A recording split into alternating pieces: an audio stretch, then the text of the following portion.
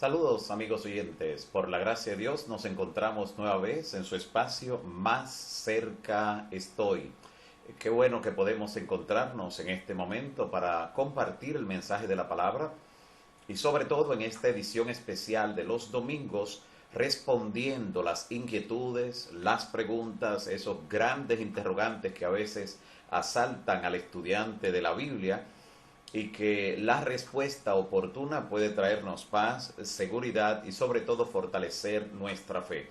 Por eso dedicamos un día en la semana para mayormente responder las inquietudes y las preguntas que puedan surgir de los mismos temas que vamos estudiando de la Biblia, aún más allá del caudal de conocimiento y verdades que recibimos.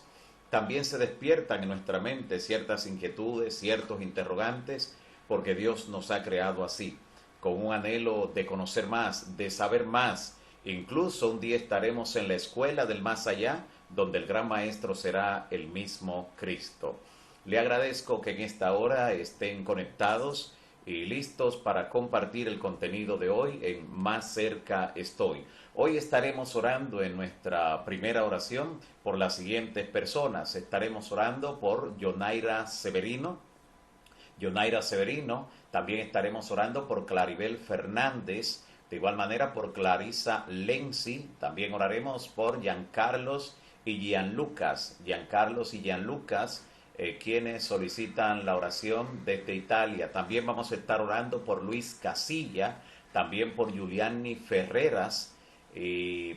Salomón está pidiendo la oración por su hijo. Salomón pide la oración por su hijo, también estaremos orando. De igual manera estaremos orando por Estervina Cornieles y le felicitamos a Estervina porque ayer estuvo cumpliendo 90 años de edad, por la gracia de Dios. Así que le deseamos mucha salud y paz junto a los suyos. También estaremos orando hoy por Rafael Mejía, por su salud de manera particular. De igual manera estaremos orando por Roxy Trinidad, especialmente por su bautismo, ya que ella ha decidido entregar su vida a Cristo Jesús. También estaremos orando por Román Reynoso y familia,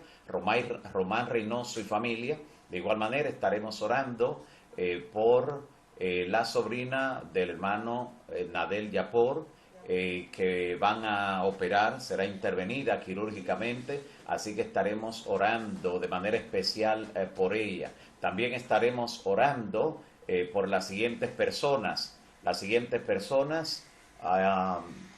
Vamos a estar orando por Rosa, y Rosa pide la oración por su esposo e hijos. También estaremos orando por Lila Flores, Y también en esta primera oración, como siempre, incluimos a todos aquellos que ya se han conectado y que tienen algún anhelo, algún pedido, alguna súplica o clamor delante del Señor, que posiblemente alguna atadura necesita que el Señor en este momento pues le desate, alguna puerta que deba abrirse. Vamos a orar para que sea hecha la voluntad de Dios en cada uno de estos pedidos. Oramos.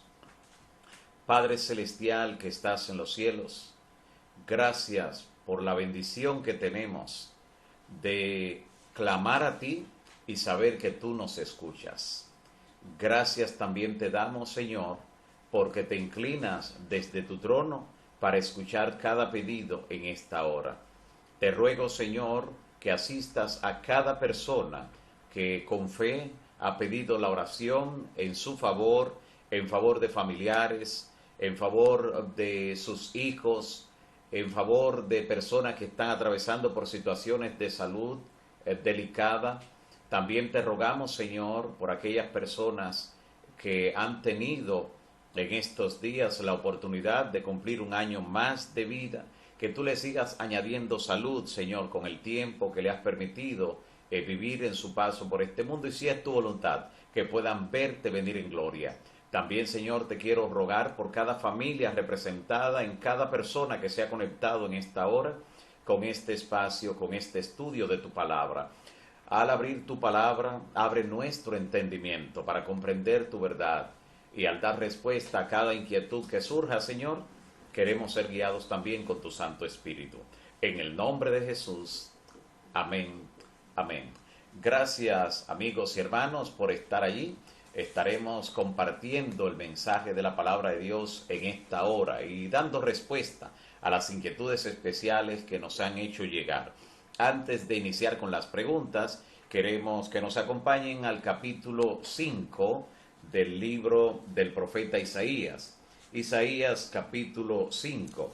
Y allí vamos a ver unos textos interesantes de manera breve sobre una parábola de esas que aparecen en el Antiguo Testamento, que luego el Señor Jesús también pronunció alguna similar a ella. Pero aquí dice el profeta Isaías, haciéndose eco de las palabras del Señor, Isaías capítulo 5, versículo 1, dice lo siguiente: Cantaré en nombre de mi amado una canción dedicada a su viña. El amado aquí representa al Señor. Mi amado tenía una viña en una ladera fértil. Quiero ir de una vez explicando. Esta viña era la nación de Israel. Y Dios la había plantado, como dice aquí, en una ladera fértil, en lo mejor de la tierra. Recuerde que Dios liberó a su pueblo, a la nación que estaba esclavizada allí en Egipto, y la llevó a una tierra que fluía leche y miel. En palabras del profeta, Dios colocó a Israel en el ombligo de la tierra, el lugar por donde las civilizaciones tenían que desfilar obligatoriamente en aquel entonces. Era lo mejor de la tierra, un lugar táctico porque era la ruta comercial también por la que habría contacto con los principales pueblos y naciones de la antigüedad para darle a conocer la verdad del Evangelio.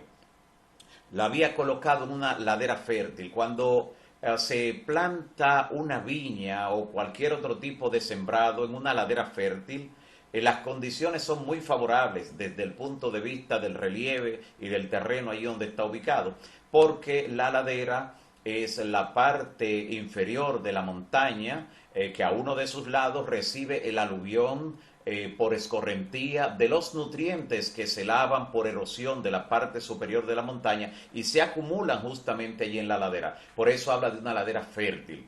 La figura de la viña colocada en ese lugar no podía ser mejor que el lugar estratégico donde Dios colocó a su pueblo, que de paso era una tierra fértil, que fluía leche y miel. Y dice que el Señor pues cavó alrededor de esta viña para abonarla, la despedregó, sacó todas las piedras. En el camino, en el desierto, el Señor se encargó de sacar todas las piedras que estaban todavía junto a su pueblo, piedras de tropiezo, entre ellos gran parte de la multitud mixta que provocaba, alentaba desde abajo y de manera furtiva las rebeliones que el pueblo de Israel tuvo durante el desierto. Así que Dios la despedregó. Cuando se hace eso con el lugar donde se va a hacer un sembrado, se está dejando el espacio libre para que nada interfiera en el crecimiento y desarrollo de las plantas, pero de manera simbólica Dios lo hizo también sacando las piedras. Dice que entonces plantó esa viña con vides escogidas.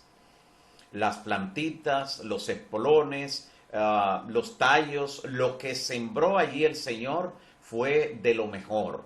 Cuando alguien va a realizar una siembra, así dice con frecuencia, quiero buscar semillas que sean auténticas, que sean originales, que tengan todas las propiedades. Pues Dios plantó al pueblo de Israel con vides escogidas. ¿Quiénes fueron esas vides escogidas? Abraham, Isaac, Jacob, con personas que Dios entendió que eran personas selectas, gente con defectos todos, como podemos ver en la Biblia, pero con un potencial a desarrollar cuando se pusieran en las manos de Dios, que conocemos en los mejores capítulos del pueblo, lo que Dios hizo. Pero dice que también edificó en medio de la viña una torre. La torre normalmente se colocaba para que un centinela, un vigía, observara el atalaya, observara la distancia, si venía algún enemigo, si de alguna manera se acercaba alguna amenaza contra el pueblo. Así que el vigía, el atalaya, observaba cuando se acercaba alguna amenaza para el pueblo o si venían grupos de animales amenazando allí cerca del lugar donde estaba el límite de esta viña, podía a tiempo dar la voz de alarma, de alerta. Así que de manera interesante dice que había colocado una torre. En la viña tenía, en la viña literal, esa función, pero en la viña del pueblo de Israel, la torre representaba el templo. El templo realmente era esa torre, porque en el templo, recuerde que había la forma de consultar a Dios y el sacerdote tenía, del sumo sacerdote, dos piedras, el Urín y el Tumín, mediante lo cual Dios se comunicaba, Dios le daba respuesta a quienes hacían pregunta, si venía algún enemigo, Dios lo revelaba a través de esa misión profética. Así que tanto el sacerdocio en su momento como posteriormente la función profética constituían esa torre. Dice también que había preparado un lagar. El lagar era el lugar donde una vez se vendimiaban las uvas, se llevaba a ese lugar y se colocaban en una cuba, en un lugar donde se echaban las frutas, las uvas, y una persona preparada e higienizada para eso, descalza, entraba y entonces pisaba las uvas y ahí se extraía el vino. Era ese lugar donde se sacaba lo mejor de la viña. En el sentido figurado, ese lagar que Dios había colocado en la viña de Israel lo constituía la escuela de los profetas. Mediante esa escuela de los profetas, mediante la conducción divina, se obtenía lo mejor del pueblo. De allí salieron los grandes profetas que vemos desfilar en la antigüedad. Y dice entonces, con tantas condiciones que Dios le dio a esa viña que había plantado en una ladera fértil, entonces el Señor esperaba que diera uvas, que diera buenas uvas, dice en el versículo 2, pero acabó dando uvas agrias. A pesar de Dios haber hecho lo mejor por la nación de Israel, a pesar de haberle provisto de los mejores medios y recursos, a pesar de haber plantado vides escogidas de la que descendían todas esas ramas en cada generación, finalmente no dio los frutos que se estaban esperando. Por eso dice la palabra que Cristo a los suyos vino y los suyos no les recibieron. De hecho, el maltrato mayor, el rechazo y finalmente la crucifixión fueron objeto de ese pueblo por el que tanto intercedió, por el que hizo una obra tan grande, tan extraordinaria. Eso ocurrió con la nación de Israel, que fue una viña que Dios plantó en una ladera fértil.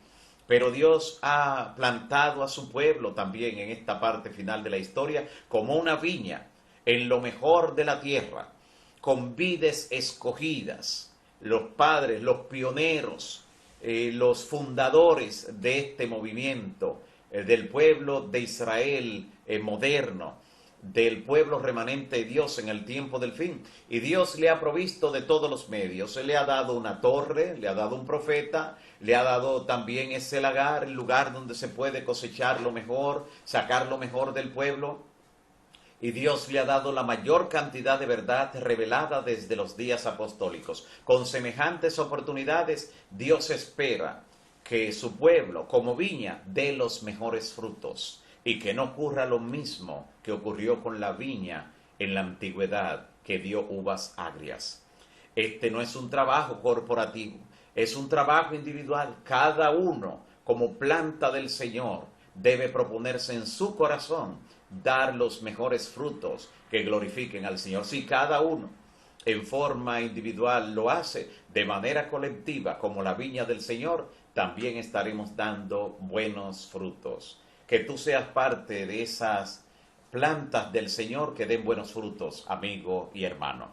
Luego de meditar así en la palabra de Dios, en esa porción de Isaías capítulo 5, entonces vamos a responder las preguntas, las inquietudes que nos han llegado. Tenemos varias interrogantes, algunas han sido formuladas por personas que han pensado realmente a profundidad en ciertos pasajes que otros pasan desapercibidos, posiblemente de manera superficial, pero estos han estado ahondando, porque Cristo dijo: escudriñad las Escrituras. Otras han sido formuladas por algunos niños, preguntas interesantísimas y profundas que también, a la luz de la Biblia, estaremos dándole respuesta para honra y gloria del Señor. Así que queremos dar la oportunidad a Rebeca que nos ayude, como siempre, con la formulación de las preguntas para darles respuesta. Así que, Rebeca, ¿cuáles preguntas tenemos ahí para hoy?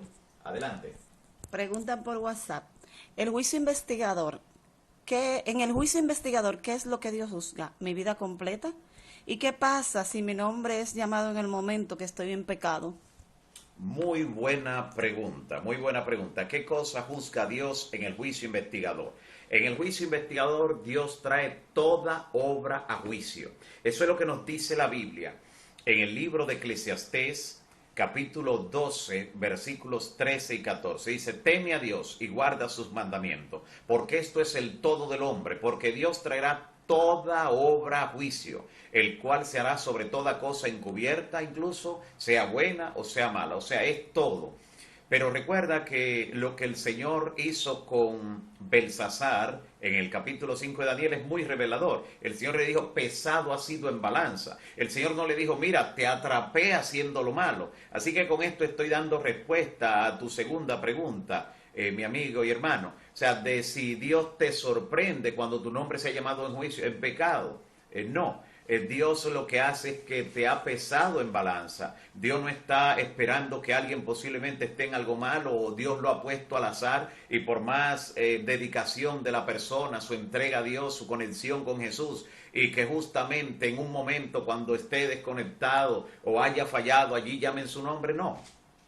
Recuerda que el que está juzgando no es un ser humano. El que está dirigiendo el juicio es el que conoce el fin desde el principio, y Él te evalúa en forma completa. Él te ha pesado en balanza. Solamente la última generación, aquellos que vivirán posterior a cuando se haya implantado la marca de la bestia, solo ellos, los que sean juzgados vivos, que sus nombres se han llamado estando entre los vivientes, solo esos dependerán de la decisión que hayan tomado. Ni siquiera es de un pecado que tengo, pero sí de la decisión que hayan tomado previamente en favor o en contra de la verdad, para recibir o la marca de la bestia o el sello de Dios. Solo lo que se ha juzgado entre los vivos, pero el juicio de los vivos no ha comenzado. El juicio sobre los muertos es el que se lleva a cabo. Nos toca, lo que estamos entre los vivientes, perseverar hasta el final.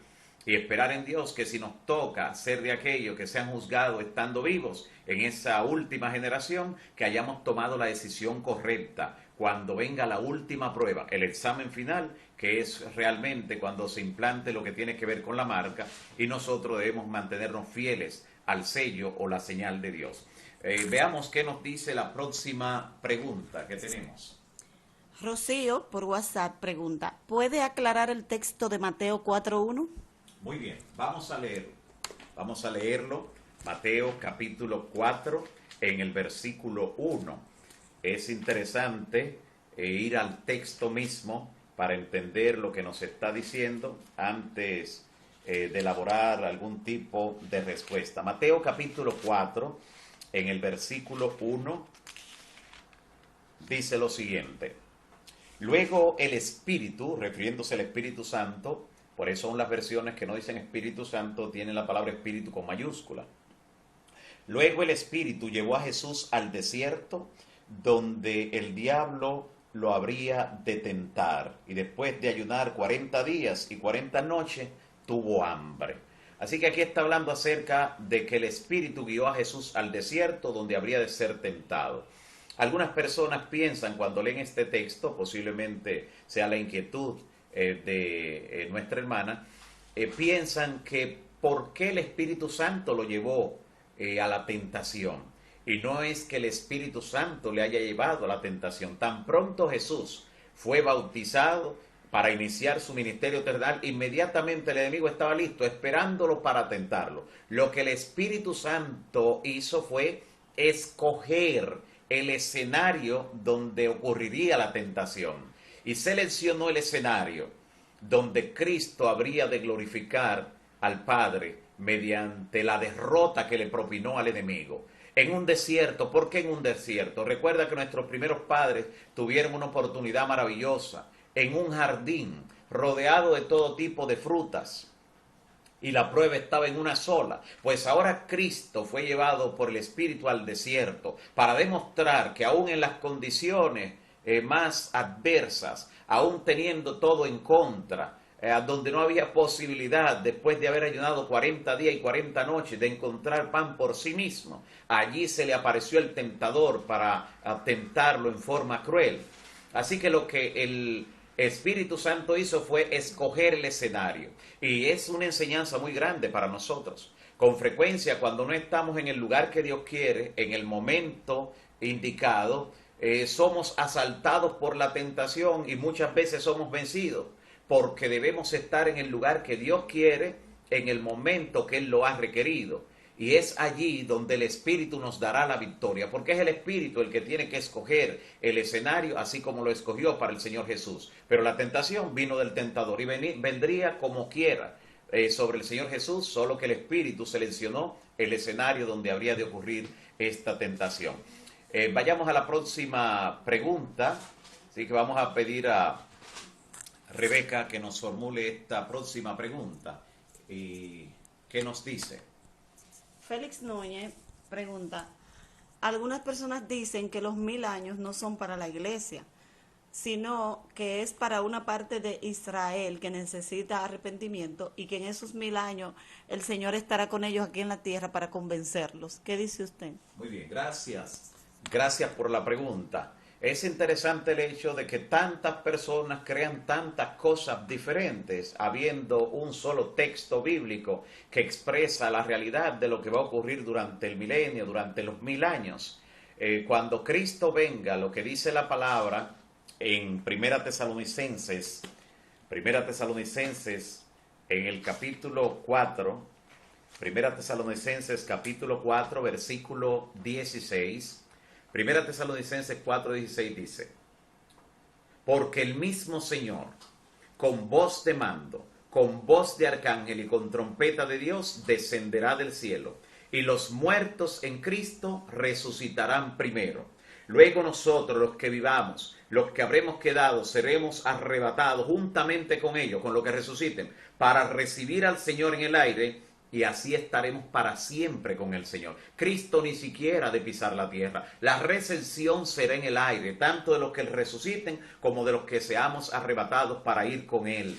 Ya Cristo dijo allí en Juan capítulo 14, versículos 1 al 3. Evangelio de Juan capítulo 14, versículos 1 al 3. Dice Jesús, no se turbe vuestro corazón. Creed en Dios, creed también en mí. En la casa de mi Padre muchas moradas hay. De otra manera os lo hubiera dicho. Voy pues a preparar lugar para vosotros, y si me fuere, como se fue, y os aparejare el lugar, como lo está preparando, vendré otra vez, que es lo que estamos esperando, y os tomaré a mí mismo, para que donde yo estoy, vosotros también estéis. Cristo ha de llevarnos, cuando regrese, a la patria celestial. Pero ningún ser humano, israelita, chino, ruso, dominicano, canadiense o norteamericano, ningún ser humano quedará en la tierra.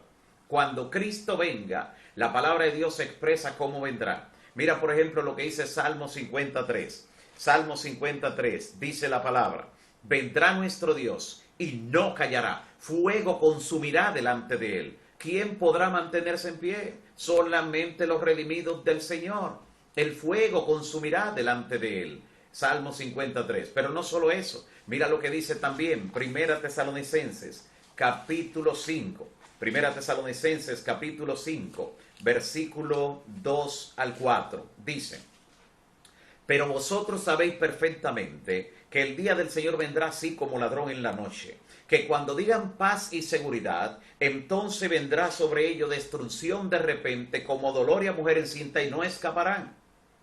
Cuando Cristo venga, nadie va a sobrevivir a su venida entre los perdidos, entre los que no hayan aceptado a Cristo.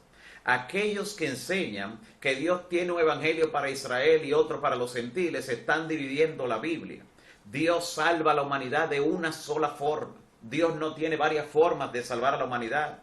Dios quiere que todos los hombres sean salvos y vengan al conocimiento de la verdad. Y por eso, antes de que Cristo venga, dice Mateo 24:14, que será predicado el evangelio en el mundo entero para que cada persona pueda tomar una decisión por testimonio a todas las naciones, y entonces vendrá el fin. Pero no vendrá el fin para una parte de la humanidad, vendrá el fin del mundo. Sencillamente cuando Cristo regrese en gloria.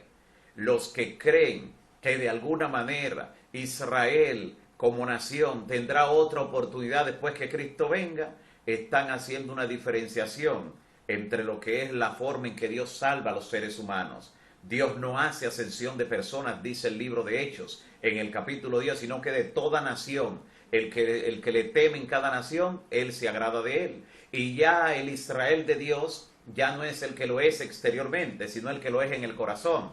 Eso lo dice Romanos capítulo 2, Romanos 2, versículos 28 y 29. Y Gálatas 3, versículos 27 al 29. Repito, eso está en Romanos 2, 28 y 29 y Gálatas 3, 27 al 29. Así que por eso la Biblia enseña que cuando vayamos con Cristo al cielo durante esos 1000 años, los otros no vuelven a vivir y que Satanás quedará aquí confinado a este mundo que estará totalmente destruido entre el bombardeo de las 7 plagas postreras que caerán sucesivamente sobre los elementos que Dios creó en la semana de la creación, y la intervención de Cristo con fuego abrasador, que dice también segunda de Pedro 3:10, que el día del Señor vendrá como ladrón en la noche, en el cual los cielos pasarán con gran estruendo, y la tierra y las obras que en ella hay serán quemadas. Todo lo que hay en la tierra será quemado. Nadie se va a quedar aquí con vida cuando estemos con Cristo durante esos 1000 años. Es la enseñanza bíblica. Así que aunque otros enseñen otras cosas, están fuera del texto bíblico y debemos aceptar lo que nos dice la palabra. Muy bien, próxima pregunta. Veamos qué pregunta se ha formulado para continuar dando respuesta a esas inquietudes. Así que vamos a permitir la próxima pregunta. Adelante, Marieni. Ana Frías pregunta: cuando Satanás se le reveló a Dios en el cielo, ¿por qué Dios no decidió eliminarlo y quizás no hubiese existido el pecado? Muy bien, muy buena pregunta, muy buena pregunta. Lo primero que tenemos que saber es que el que obró con Lucifer en la forma que lo hizo, dándole la oportunidad que le dio, extendiendo la historia del conflicto hasta donde lo vemos, él conoce el fin desde el principio y es omnisapiente. Él sabe lo que nosotros no podemos saber, conoce más detalles, pero de lo que podemos ver, ¿por qué Dios no lo eliminó inmediatamente a ese ángel que decidió no ser leal a Dios? Recuerde que el pecado nunca había existido. Era un misterio lo que estaba surgiendo. No había precedentes. Y el carácter de Dios es amor. Si Dios, que es amor, a la primera criatura que decidió no obedecerle, le hubiera enviado un rayo inmediatamente, usted puede estar seguro que de allí en adelante posiblemente nadie se iba a rebelar, pero no le iban a obedecer por amor, sino por temor, por miedo, porque al primero que decidió no estar en obediencia le envió un rayo. Así que Dios le permitió desarrollar su carácter, para que el carácter de Dios no quedara en entredicho, sino que se revelara cuál era su propósito, realmente cuál es la consecuencia del pecado, que no se sabía. Usted hoy sabe la consecuencia del pecado, yo la sé. Hemos nacido en un mundo donde el dolor, la muerte, la tragedia es la realidad, pero nada de eso se conocía. Así que el mal estaba apareciendo y Dios tenía que permitir el desarrollo del mismo para cuando un día aniquile a Satanás y a todos los que se unieron con él, a nadie le quede duda de que Dios trató de manera justa, que fue misericordioso y que después que desaparezca el mal y aquellos que se identificaron definitivamente con él, Dios merecerá la honra y la gloria por toda la eternidad. Muy bien, próxima pregunta. Adelante, Rebeca. Ludis Mary Brillante pregunta por Facebook: ¿cuántos sellos tiene Dios en su pueblo y cuáles son? Muy bien, muy buena pregunta. Históricamente han habido señales, sellos de Dios, pero de manera escatológica, o sea, para el tiempo del fin, hay un solo sello. De manera, por ejemplo, histórica, vemos que Dios le dio a Abraham una señal. Era el sello histórico en ese entonces, la señal de la circuncisión.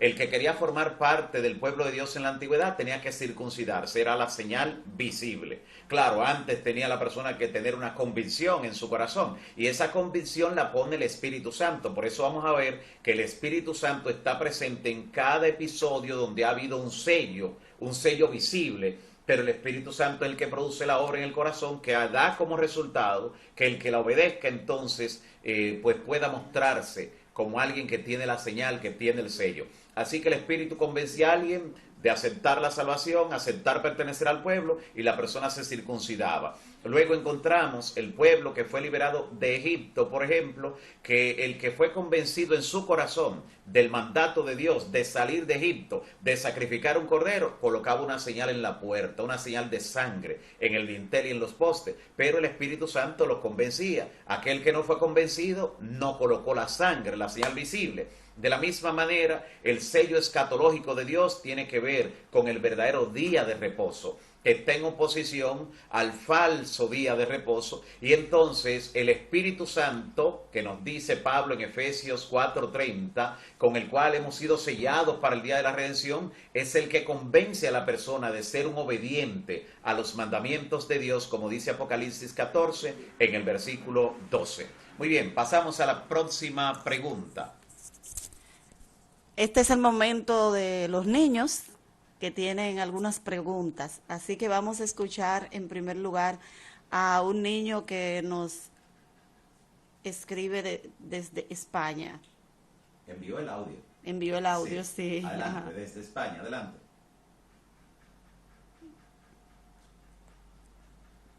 Muy bien.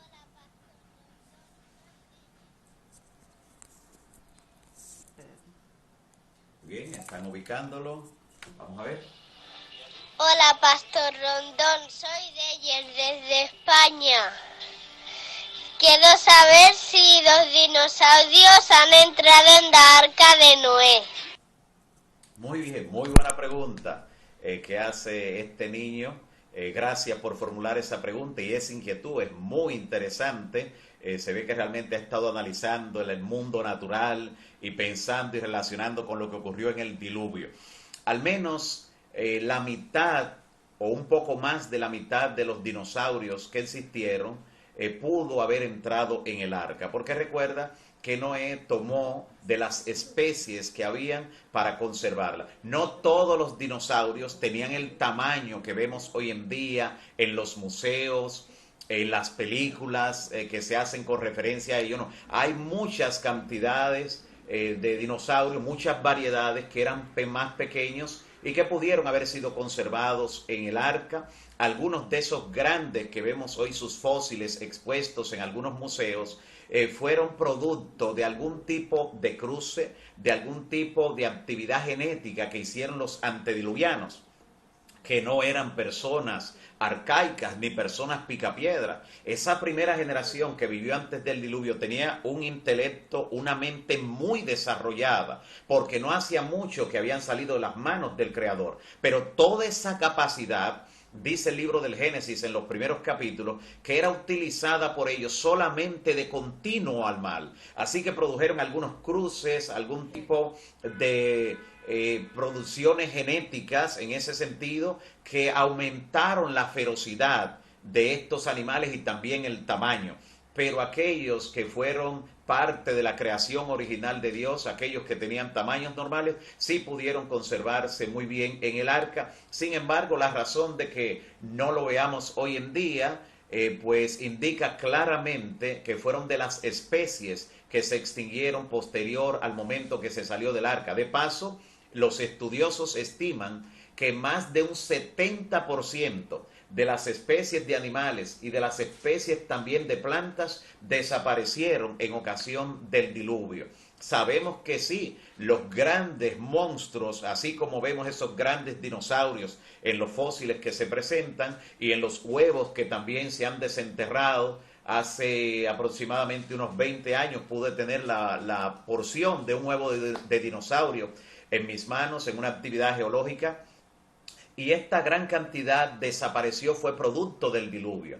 Y lo sabemos porque han encontrado grandes cantidades de fósiles en cuevas que están en la parte superior de montañas y todos mirando a la misma dirección, lo que indica que se refugiaron en ese lugar cuando algo venía tras ellos y ellos estaban tratando de protegerse, y eso que venía tras ellos era el agua del diluvio que fue aumentando hasta que finalmente cubrió hasta las altas montañas, como dice la Biblia. Así que sí pudieron entrar al arca algunas de esas especies menores, pero no se conservaron hasta el día de hoy.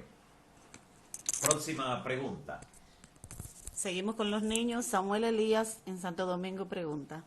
Rondón, esta es mi pregunta. ¿Por qué Jonás quiso que Nínive fuera destruida? Muy buena pregunta, Samuel. Pregunta él que por qué Jonás quería que Nínive fuera destruida. O sea, ¿por qué no quería ir a predicarle? ¿Por qué no quería darle la oportunidad de que se salvara? Bueno, mira lo que ocurre. Nínive era la capital de ese imperio que hizo tanta atrocidad y tanta maldad contra el pueblo de Dios. Era la capital de Siria. Y como la capital de esa nación que realizó tanto desastre de manera cruel contra el pueblo de Dios, de manera natural, el profeta quería que recibieran su merecido. O sea, era el sentimiento natural de él. Sin embargo, Dios, que es amor, en su misericordia y que conocía lo que podía ocurrir con esa nación si se le predicaba el evangelio, porque Jonás tenía un don de convicción increíble. Entre los profetas es el único que ha ido a una nación, a una ciudad tan grande como Nínive, la capital de ese imperio, y todo el mundo se arrepintió. Incluso los dueños de animales los pusieron a ayunar a los animales también. El rey ayunó. Todo el pueblo, toda la capital de ese gran imperio se arrepintió delante del Señor. Y claro, con esto Dios le dio una gran lección al mismo profeta. Dios estaba procurando que el propio Jonás viera el carácter de Dios. Y entonces él luego cambió de opinión cuando todo transcurre, pero su sentimiento natural era que quería venganza contra ese pueblo, porque ese pueblo, esa nación de la que Nínive era la capital, habían perseguido y habían oprimido también a Israel. Esa era la razón principal, pero Dios le demostró que hay que tener compasión aún con los enemigos. Próxima pregunta. Tenemos la última participación de los niños. Lauren pregunta. Pastor, ¿por qué los ángeles no entran a nuestra casa y Jesús lo puedo ver y sentir? Muy bien. Gracias por esa pregunta. Lauren pregunta que por qué los ángeles no pueden entrar a la casa y Jesús, que por qué no lo puede ver y sentir. Muy interesante. Pero déjame decirte que sí, Lauren. Los ángeles están en tu casa. Y el Señor Jesús a través del Espíritu Santo también está en tu casa, pero de forma invisible. No así como nosotros que podemos tener que un cuerpo físico. Ellos sí se pueden hacer visibles cuando hay algún tipo de acción que quieren realizar. Por ejemplo, si en algún momento tú estás en peligro y ellos quieren defenderte, librarte de alguna mala persona, a veces ellos se hacen visibles en la forma de algún soldado, en la forma de algún guardián, de alguien grande que te está protegiendo, y la persona cuando lo ve sale huyendo. A veces tú no lo ves porque el propósito de Dios no es necesariamente que lo veamos ahora. Un día lo vamos a ver y podremos abrazarlo, pero el propósito de Dios ahora es que ellos nos cuiden. Ellos están colocados para ministrar en favor de lo que vamos a obtener en Cristo Jesús, la salvación eterna. Así que el propósito de ellos es cuidarnos, no hacerse visible necesariamente, pero en cualquier momento que corresponda con el plan de Dios, ellos se hacen visibles. Pero si ellos están allí, tú puedes estar segura de la protección que ellos te están dando. Tanto los ángeles como también la presencia de Jesús a través del Espíritu Santo. Próxima pregunta. Evelyn Acevedo pregunta por Facebook. ¿Qué quiere decir Dios cuando en el segundo mandamiento dice que visitará la maldad de los padres sobre los hijos hasta la tercera y cuarta generación? Muy bien. Gracias Evelyn por esa pregunta. Interesante. Cuando dicen el segundo mandamiento como una forma de advertir que no se hagan ídolos, que no adoren imágenes, dice que el Señor visita la maldad de los padres sobre los hijos hasta la tercera y la cuarta generación. ¿Qué significa eso? ¿Significa que Dios hace que paguen los hijos, nietos y bisnietos por lo que hizo uno? No. Dios visita a la persona. Si la persona que hizo el mal tiene hijos, Dios visita a los hijos a ver si siguen la conducta de sus padres. Si la siguen, el juicio viene también sobre ellos, pero como consecuencia de sus decisiones, no de la decisión de su padre. Si los nietos de ese que cometió el mal, si los nietos hacen lo malo también, Dios lo visita para también hacerle juicio. Pero si ve que han cambiado de actitud, pues Dios le muestra misericordia, porque Él muestra misericordia a millares. a los que le aman y guardan sus mandamientos. Sumamente importante. La evidencia de eso lo podemos ver en Coré. Recuerda que Coré estuvo en una de las rebeliones más grandes que tuvo el pueblo de Israel en el desierto, y Coré fue tragado por la tierra con gran parte de su familia, pero hubo un grupo de los hijos, hubo un par de hijos de Coré que no estuvieron de acuerdo con la rebelión y Dios los preservó. Y de esos hijos de Coré descendieron los que dirigían el coro en el pueblo de Israel, y por eso notamos en los salmos que David le escribe a los hijos de Coré, a los que dirigían el coro, los que dirigían la alabanza. Así que eso es lo que significa cuando indica que Dios visita la maldad de los padres sobre los hijos. Es a ver si con la tendencia heredada o adquirida están haciendo lo mismo, o si tienen un cambio de actitud, pero nunca los hijos van a pagar por los errores de los padres. Muy bien, próxima pregunta. Jesús creó la tierra sobre las aguas. Las aguas no se mencionan en las cosas creadas. ¿Pudiéramos decir que el agua fue lo primero que Dios creó? Muy bien, muy interesante la pregunta. Cuando nosotros leemos el Génesis, sobre todo allí en el capítulo 1, los 2 primeros versículos, tenemos que notar algo interesante. Dice, en el principio creó Dios los cielos y la tierra. Y luego entonces comienza a describir cuando Dios organiza todo, separando esto de lo otro, y luego de Dios separar y crear los espacios, entonces comienza a llenarlo, creando las aves, los animales, los peces. El agua, ¿dónde está el agua? Porque desde que dice que Dios creó los cielos y la tierra, dice que el Espíritu de Dios se movía sobre las aguas. El agua es parte de la tierra. Por eso Dios dijo, cuando separó el agua del resto de la tierra, dijo, descúbrase la seca, indicando que el agua es parte de la tierra, pero no de la tierra seca, pero es parte de la misma tierra, que la tierra y el mundo actual vino del agua y por el agua subsiste. Eso dice Segunda de Pedro capítulo 3. Segunda de Pedro 3 dice que el mundo vino del agua y por el agua subsiste. O sea, Dios utilizó esos elementos interesantes. Cuando Dios dice que creó el cielo y la tierra en principio, es en un principio que no sabemos exactamente cuánto a partir de ahí Dios viene a crear aquí en este mundo, pero en el momento que lo hizo, creó la parte seca y creó también el agua como parte de esa tierra. Muy buena pregunta. De hecho, el agua ocupa la mayor parte de nuestro planeta. Somos más agua hasta en nuestro cuerpo. Próxima pregunta. Janiel Márquez pregunta, ¿el nuevo orden mundial se consumará totalmente al final o será solo un intento que logrará la unidad contra la verdad? Muy buena pregunta, muy buena pregunta. Al igual que como ocurre en la Torre de Babel, donde Dios al salir del arca le había dicho a Noé y a sus descendientes que se esparcieran por toda la tierra. Ese era el orden que Dios había establecido. Pero aparece entonces la rebelión con Nimrod y deciden hacer otro orden mundial, centralizar todo con la ciudad y la Torre de Babel. ¿Qué hizo Dios cuando estaban construyendo? Que vino, intervino y frustró los planes de ellos, porque el plan de Dios era el que tenía que cumplirse. Le confundió las lenguas y se dispersaron, así que el orden de Dios fue el que se cumplió. Lo mismo ahora en la parte final de la historia, donde la triple alianza entre el dragón, la bestia y el falso profeta van a unirse. Y dice Apocalipsis 17, 12 y 13, que hay 10 reinos incluso que le van a dar su autoridad a nivel global a la bestia y van a gobernar durante 1 hora. O sea, van a demostrar hegemonía, pero por poco tiempo, porque por causa de los escogidos esos días serán acortados. No todo el mundo le va a obedecer, pero tendrán un dominio global. Pero el pueblo que guarda los mandamientos le hará frente.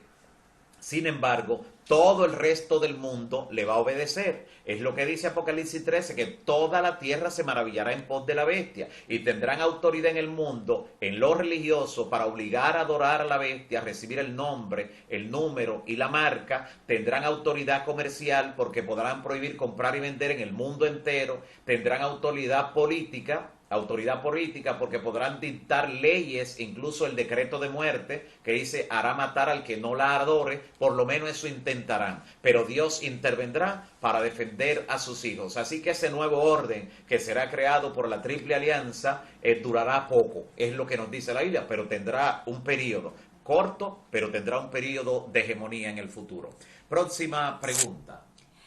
Vianney García pregunta, ¿puede Satanás leer los pensamientos? Y otra pregunta, si él conoce las escrituras y sabe su final, ¿por qué actúa y hace todo lo que se ha dicho que él hará?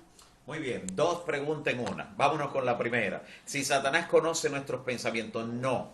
Por la gracia de Dios, Satanás no conoce nuestros pensamientos.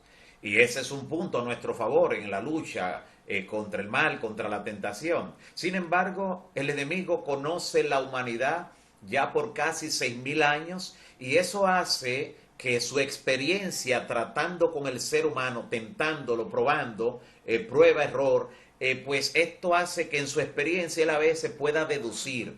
Él sabe que tiene...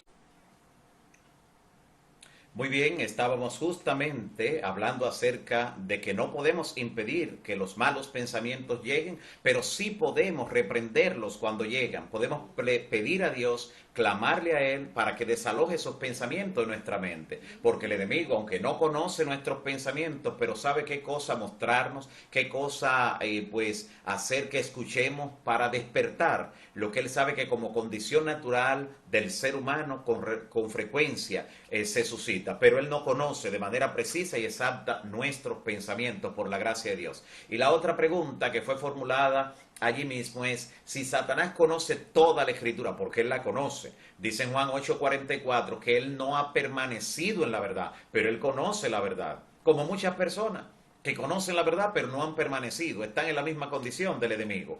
Así que no ha permanecido en la verdad, pero la conoce. Es que el pecado no es un asunto intelectual solamente, no es solo algo intelectual, que usted dice, bueno, pues yo creo esto, el otro cree lo otro, si yo creo bien ya estoy a salvo. No, la verdad tiene que santificarnos. La verdad no solo debe ser un concepto teórico que esté en nuestra mente, la verdad debe santificarnos. Lucifer conoce todo, desde antes que este mundo fuera creado, estaba en la presencia de Dios, la gloria de Dios continuamente brillaba y se reflejaba sobre él. Lo conoce todo, pero en su decisión, en su corazón, se rebeló contra Dios y llegó al punto de no retorno. Dios le ofreció gracia, le dio oportunidad, el amado Hijo de Dios, los ángeles buscaron la manera, pero llegó al punto de no retorno. Lo mismo que va a ocurrir con las personas que rechacen en forma indefinida la salvación que Dios le ofrece, y durante el derramamiento de las plagas las personas van a estar blasfemando contra Dios, dice Apocalipsis 16. Mientras las plagas caen sobre ellos, solo sobre ellos, en vez de arrepentirse y decir, mira, tenían razón, no, van a blasfemar contra Dios, porque es que el corazón llega a un punto de no retorno.